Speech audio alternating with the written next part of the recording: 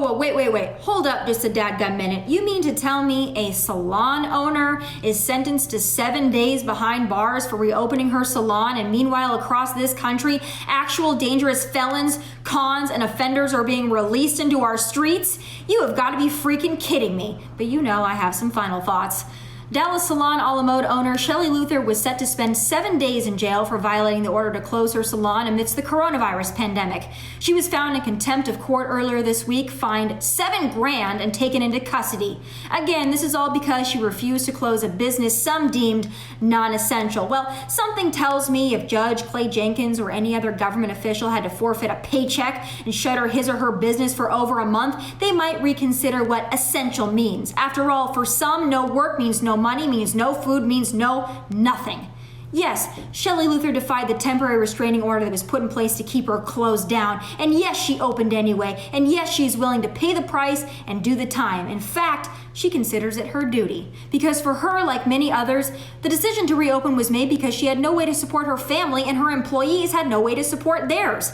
She explained she had applied for the PPP federal loan program, but she said that money wasn't issued until last Sunday. And yeah, that's a damn big gap to fill for someone who relies solely on his or her small business to provide for themselves and their families. And meanwhile, she's had to shutter her business and take in zero income. You know what? I know some people don't get how devastating that is, but please try to understand how helpless of a feeling that must be.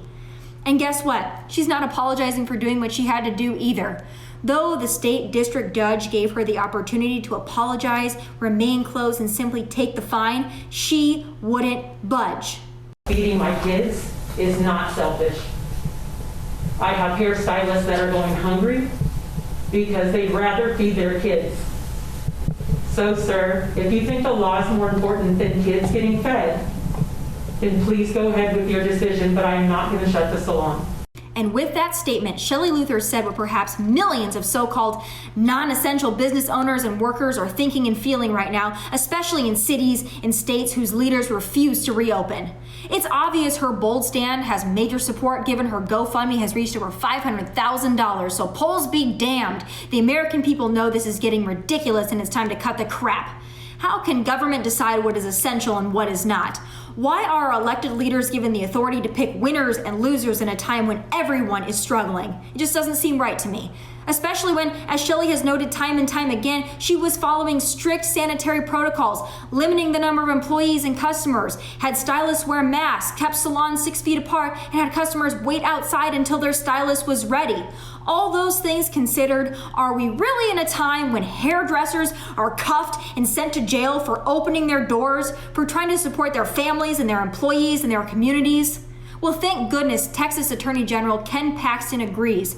He has called for the immediate release of Shelley Luther, calling what happened to her a political stunt, and also referenced the insane double standard wherein, in that very county, actual hardened criminals were released during the coronavirus pandemic.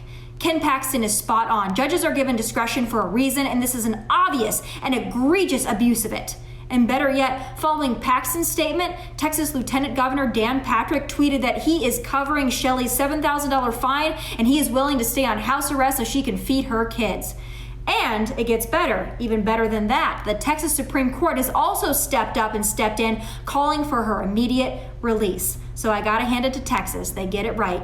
And speaking of getting it right, thank goodness for Texas Governor Greg Abbott, who had the good sense to begin reopening salons, gyms, and other so-called non-essential services at the end of this week.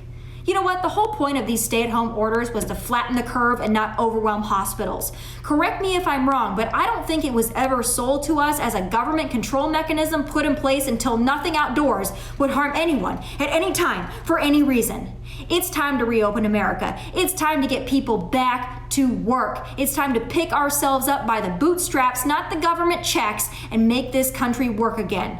And good for you, Shelley, for sticking up for yourself, for your business, and for your freedom. You are a trailblazer, and you embody the fighting spirit of Americans, and you certainly have the gusto to speak truth to power, even when the rest of your peers might find it easier to be silent. You know what? We all want to do our part, but part of doing that part is holding our leaders accountable when they've gone too far. So thank you, Shelley, for reminding the great city of Dallas and the great state of Texas. You know what? We could use a couple of you in Nashville, that is for dang sure.